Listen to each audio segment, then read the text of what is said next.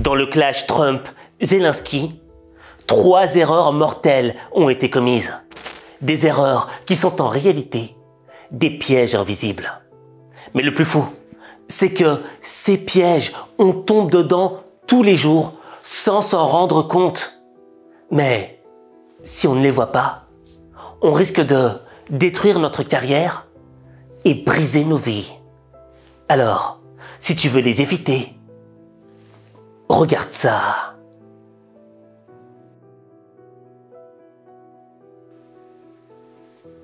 Ce que les autres perçoivent est plus important que ce que tu transmets.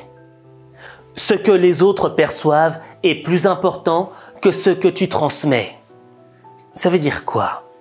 Je pense qu'il existe une vidéo sur YouTube qui exprime le mieux cette citation que j'ai partagée avec toi.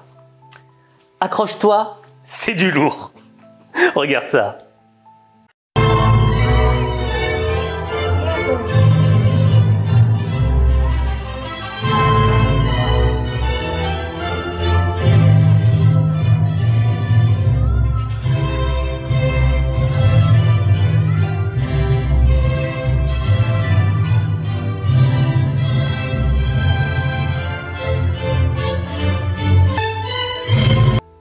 Moi, ce qui m'a tué dans cette vidéo, c'est que on voit la mariée habillée d'une manière...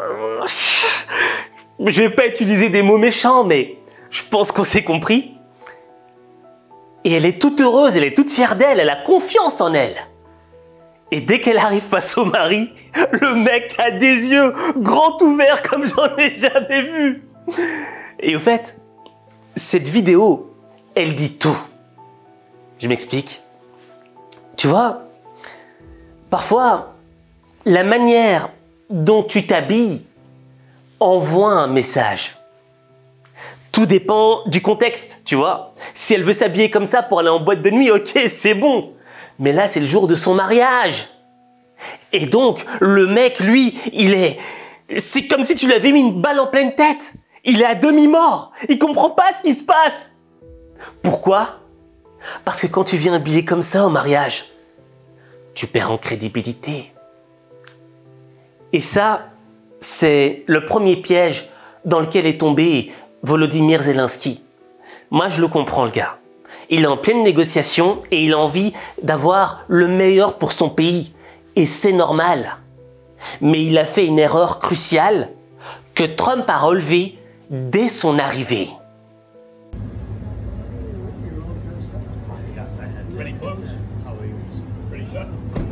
Il est sur son 31 aujourd'hui.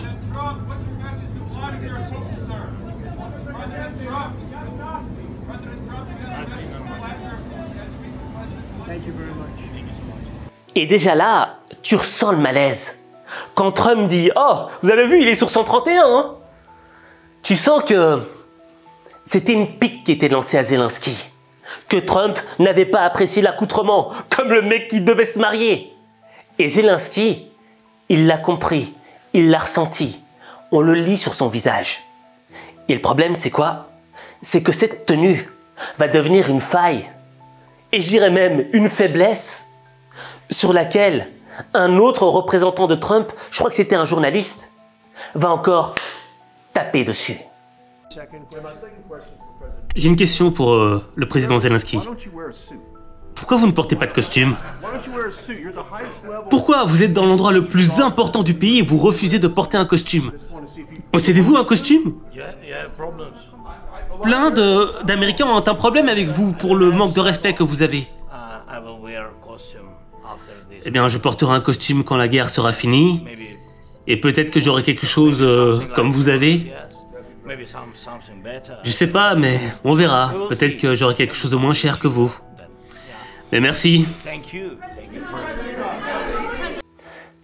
Tu vois, en général, quand tu vas dans un entretien d'embauche et que t'es pas très bien habillé, on va pas te le dire, tu vois. On va te zapper tout de suite.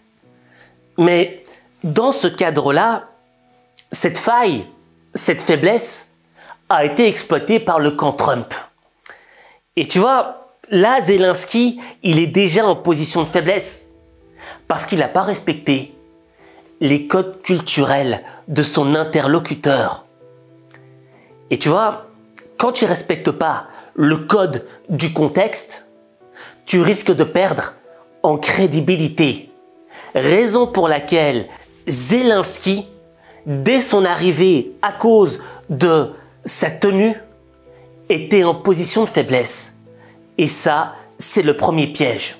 Et si je peux te donner un conseil par rapport à ce piège, c'est que lorsque tu vas te rendre à un entretien d'embauche, lorsque tu vas avoir, par exemple, une réunion pour un partenariat avec une entreprise ou quoi que ce soit, bref, tu m'as compris. Faut d'abord étudier ton interlocuteur. Faut que tu saches exactement quel est le domaine et quelle est la tenue, le dress code qui est utilisé. Et à partir de là, déjà, tu évites un piège et tu casses une faiblesse que ton interlocuteur pourra utiliser contre toi.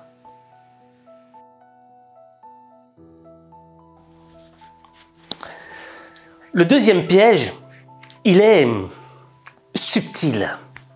Je te propose de regarder cette séquence, mais on va faire un jeu. Le jeu, c'est que tu dois relever les 3 erreurs dans cette vidéo. Alors, est-ce que tu es prêt?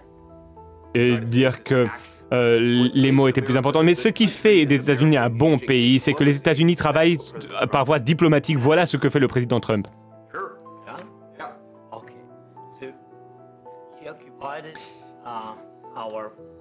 Il occupe de grands territoires sur l'Ukraine, dans l'est de l'Ukraine et la Crimée. Vladimir Poutine a envahi la Crimée en 2014. Pendant de nombreuses années, donc je ne parle pas que de Biden, mais il y avait Obama, le président Obama, puis le président Trump, puis le président Biden, à nouveau le président Trump.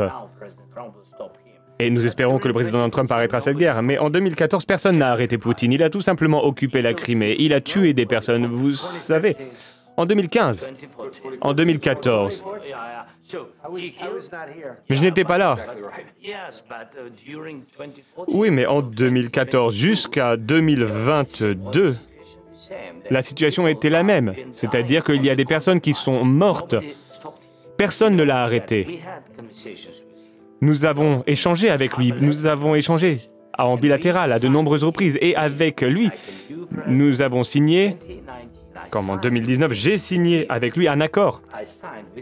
J'ai signé avec lui, avec Emmanuel Macron et Angela Merkel, nous avons signé un cessez-le-feu. Et tout le monde m'a dit que nous avons signé, hein, c'était écrit. Mais après ça, il a brisé le cessez-le-feu, il a tué nos concitoyens, il n'a pas échangé de prisonniers. Pourtant, nous avions signé un accord sur l'échange de prisonniers, mais il n'a pas respecté le contrat. De quel type de diplomatie parlez-vous, JD? Que signifiez-vous? Je parle d'une diplomatie qui peut mettre un terme à la destruction de votre pays. Monsieur le Président, avec tout le respect que je vous dois, je pense que ce n'est pas respectueux de venir à la Maison-Blanche et de dire ça aux médias. Vous forcez des personnes à aller sur la ligne de front. Vous devriez remercier le président Trump de mettre un terme à ce conflit. Mais vous devriez voir le conflit. J'ai vu les histoires et je sais ce que vous faites. Vous faites une tournée de propagande. Vous avez des difficultés à recruter des personnes pour l'armée, non? Et aujourd'hui, vous venez à la Maison-Blanche et vous vous attaquez à l'administration qui essaie d'éviter la destruction de votre pays. Beaucoup de questions. Commençons par la première. Tout d'abord, pendant la guerre, tout le monde a des problèmes. Même vous. Et vous avez un océan entre la guerre et vous, mais vous allez ressentir l'impact. Vous ne savez pas ça. Non, ne nous dites pas ce que nous allons ressentir. Nous essayons de régler un problème. Ne nous dites pas ce que l'on va ressentir comme effet. Non, vous n'êtes pas en position de nous dire ça. C'est la première chose. Vous n'êtes pas du tout en position de dicter ce que nous allons ressentir ou les impacts que nous allons ressentir. Nous allons... Alors, est-ce que tu as relevé les 3 erreurs, le piège triptyque dans lequel est tombé Zelensky? Peut-être que tu en as relevé d'autres. Mais moi, je vais te partager les miennes. Tu vois, au départ, lorsque Zelensky va répondre au vice-président J.D. Vance, il a une certaine posture. Il est en avant. Et il répond. Il attaque. Ensuite, quand J.D. Vance lui répond, il a les bras croisés, un petit peu reculés. Il est plus en avant comme tout à l'heure. Et là, il est en position défensive. Et ensuite, lorsqu'il dit la phrase qu'il ne faut pas dire à Donald Trump, vous allez ressentir les effets aussi, le truc qui a fait péter un câble Donald Trump, il s'est passé une chose incroyable. Je crois que j'ai revu la scène 10 fois. Trump lui dit, vous ne pouvez pas nous dire ça. Vous n'êtes pas en position de nous dire ça. Mais tu l'auras remarqué, au moment où Trump lève le doigt et qu'il pointe Zelensky, Zelensky qui était dans une position défensive, se déplace vers une position de soumission. Comme si il avait compris qu'il avait dépassé les limites. Et là, lorsqu'il est en position de soumission, tout le monde lui rentre dedans. Et au fait, la leçon à travers ce piège, c'est quoi? C'est que tu dois contrôler ta posture, ton corps. Le corps est aussi un outil de langage. Je te donne un exemple. Si demain tu as un entretien d'embauche, que tu dois embaucher quelqu'un, et que la personne elle vient chez toi comme ça. Bon, j'exagère les traits, mais tu m'as compris, tu vois? Est-ce que tu auras envie de l'embaucher juste en la regardant? Non! Pourquoi? Parce que tu sens que le mec, il est pas motivé, il est fatigué. Et quand t'es comme ça, t'es pas très beau, tu vois? T'as pas envie d'avoir ce genre de personne auprès de toi. Elle va pas apporter un plus à l'entreprise. Donc, tu vois, le langage corporel, la posture, c'est aussi un outil qui permet de transmettre le message. Tu vois, souvent on pense que ce qui compte, c'est juste ce qu'on va dire, le message qu'on va porter avec nos mots qui vont sortir de nos bouches. Mais non, comme on l'a vu, tout d'abord, il y a le code vestimentaire qui compte. Parce que ça joue, c'est le premier élément qui joue. Mais ensuite, quand tu es dans le discours, l'autre élément, c'est quoi? C'est la posture. Et la posture, elle en dit long. Et tu vois, l'erreur qu'a fait Zelensky, c'est que il a perdu le contrôle. Il est venu d'abord en mode attaque. Et vous là, je vous réponds à votre question. Quand quelqu'un te parle comme ça, qu'est-ce que tu ressens? Tu as le sentiment qu'il est en mode attaque. Il vient vers toi. Et toi, ce que tu vas faire, naturellement, c'est que tu vas aussi contre-attaquer. Et donc, déjà là, ça crée de la tension. Ensuite, quand J.D. Vance revient avec sa contre-attaque, il est en position défensive. Il est en position genre, ok, je me défends et ma manière de me défendre, c'est de reculer et de faire du genre, je t'écoute pas. Et ensuite, quand il a commis l'erreur de vouloir dire à Donald Trump, vous allez ressentir les effets de la guerre aussi, il s'est soumis. Et quand tu es en position de soumission, tu es en position totale de faiblesse. Et là, ça s'est ressenti.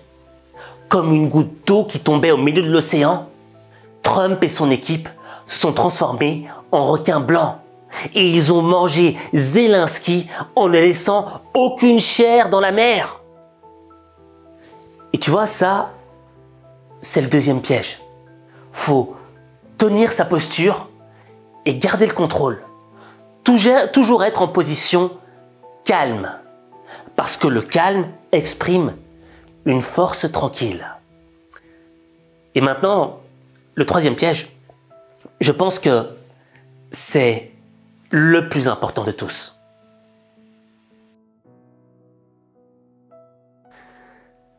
Ce dernier piège, c'était l'extrait dont on parlait. Pendant la guerre, tout le monde a des problèmes. Même vous. Et vous avez un océan entre la guerre et vous, mais vous allez ressentir l'impact. Vous ne savez pas ça. Non, ne nous dites pas ce que nous allons ressentir. Nous essayons de régler un problème. Ne nous dites pas ce que l'on va ressentir comme effet. Non, vous n'êtes pas en position de nous dire ça. C'est la première chose. Vous n'êtes pas du tout en position de dicter ce que nous allons ressentir ou les impacts que nous allons ressentir. Nous allons nous sentir très très bien. Nous allons nous sentir forts. Vous allez vous sentir influencé. Vous n'êtes pas en position pour le moment de dire quoi que ce soit. Là, c'est l'erreur fatale qu'a commis Zelensky. Il a mis un coup de pression à Donald Trump. Vous allez ressentir les effets. Et regarde bien la réaction de Trump quand il a entendu ça. Il a dit quoi? Tu me mets un coup de pression? Tu veux m'attaquer? Pourquoi est-ce que Zelensky a mis ce coup de pression? Parce que le mec, il est venu pour négocier la fin de la guerre dans son pays. Mais il n'est pas prêt à faire toutes les concessions. Et c'est normal, je le comprends. Et en entendant les discours du président Trump, les discours du vice-président, il sent qu'il est en mauvaise posture. Et le truc, c'est que lui, il est venu avec un plan bien établi pour justement avoir la meilleure contrepartie pour son pays. Et on le comprend tous. Mais à force d'entendre les discours de Trump et de J.D. Vance, la frustration a commencé à monter. La nervosité, ça s'est ressenti. Ça s'est ressenti au moment où il devait répondre à J.D. Vance, tu vois. J.D. Vance finit de parler et là il se met en position d'attaque. Les mots étaient plus importants, mais ce qui fait des États-Unis un bon pays, c'est que les États-Unis travaillent par voie diplomatique. Voilà ce que fait le président Trump.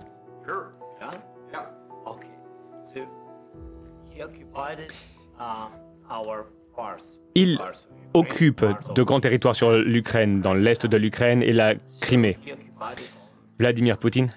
Et dans cette scène, il y a de la cuisine, il y a une recette à base de nervosité, de haine, de déception. Le mec est frustré, ça se comprend. Mais le problème, c'est qu'il est tellement frustré qu'il perd le contrôle émotionnel. Et ce contrôle émotionnel perdu va le mener à franchir une limite, mettre un coup de pression à la première puissance mondiale.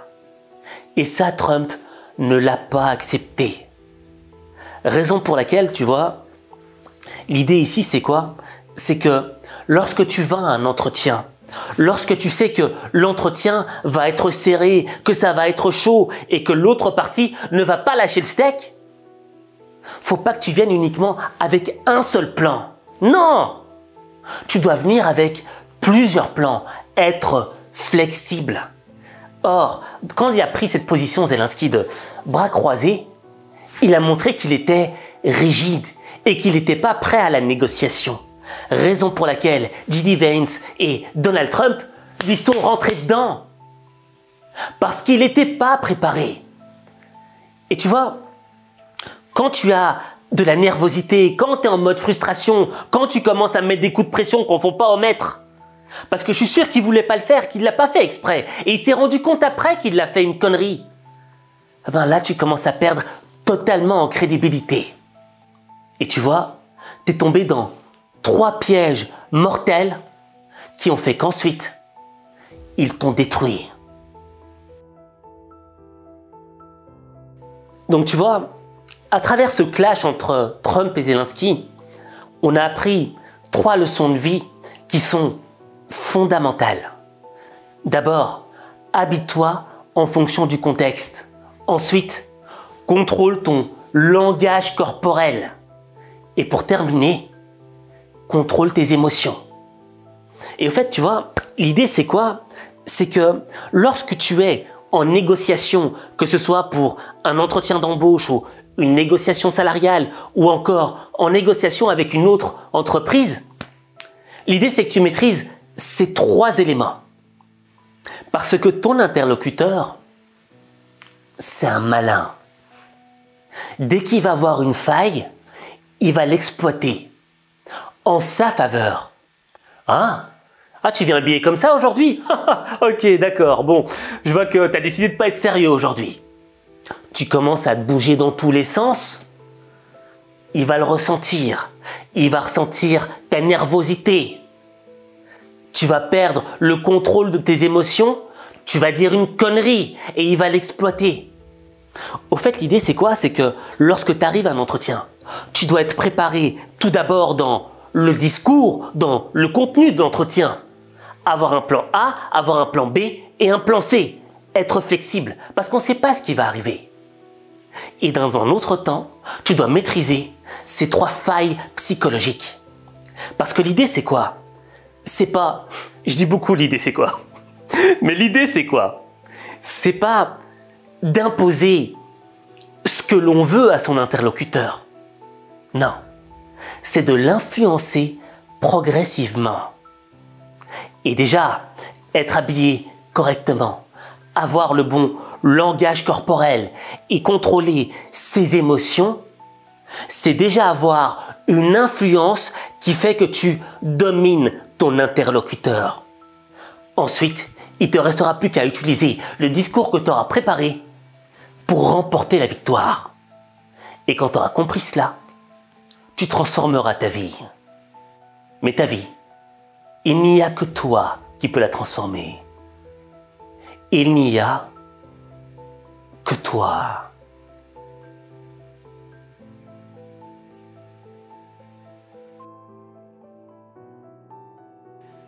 Tu sais, si je partage ces éléments avec toi, c'est pas pour faire le donneur de leçons ou le mec qui sait tout, non.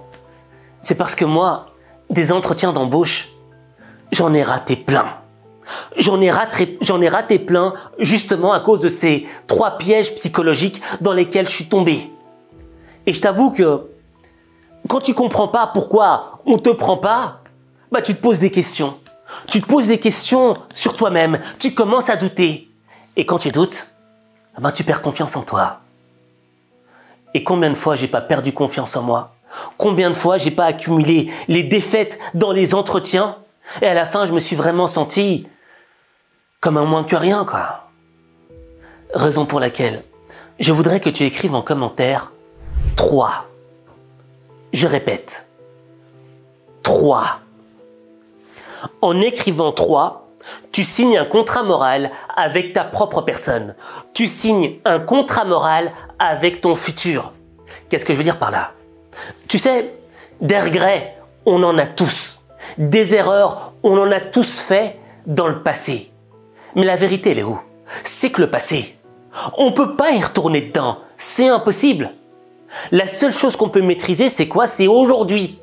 Et ce qu'on fait aujourd'hui peut avoir un impact sur ce qui va arriver demain, dans le futur.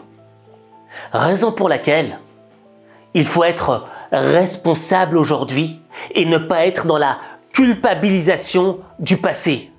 Parce que si tu te sens constamment coupable des erreurs que tu as faites dans le passé, eh ben, cette culpabilité, tu la traînes dans ton présent aujourd'hui et tu peux rien faire. Non. Nous, on est responsables. Et quand tu écris 3 en commentaire, ça veut dire que tu prends conscience de la nécessité d'une préparation en amont. Et de préparer les 3 éléments psychologiques, les 3 éléments qui sont directement liés à l'intelligence émotionnelle. Parce que tu vois, ça se joue à un rien. Mais si ces 3 éléments-là, tu les maîtrises déjà, eh ben déjà là, tu vois, tu auras un coup d'avance sur ton adversaire. Parce que ton adversaire, son objectif, c'est quoi? C'est de gagner. Mais moi, je sais que le vrai gagnant, c'est toi.